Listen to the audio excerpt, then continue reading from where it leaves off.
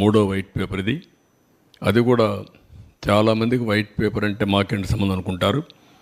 ఇవన్నీ వాస్తవాలు మీ ముందర పెట్టడం, యథార్థాలు మీకు తెలియజేయడం. మీరందరూ కూడా ఎన్ని పనులున్నా కామన్ మ్యాన్ కూడా, మామూలు పేదవాడు కూడా దృష్టి పెట్టవలసిన అవసరం ఉంది. ఎప్పుడు కూడా ఒక పరిపాలన అంటే సమర్థవంతమైన పాలన ఉంటే ఆ సమర్థవంతమైన పాలన వల్ల మెరుగైనటువంటి ప్రయోజనాలు పేదవాళ్ళకు కలుగుతాయి. దానివల్ల వాళ్ళ కష్టానికి తోడుగా మేము చేసే పనుల వల్ల కూడా వాళ్ళకు లాభం వస్తుంది. అట్లా కాకుండా పేదవాళ్ళ ప్రభుత్వంతో మాకు సంబంధం లేనుకుంటే, ఒక బాధ్యత లేకుండా ఆలోచిస్తే వచ్చే కష్టాలకు కూడా మనం భరించాల్సి వస్తుంది. దానికి ఒక ఉదాహరణ, పేదవాడికి ఏ విధంగా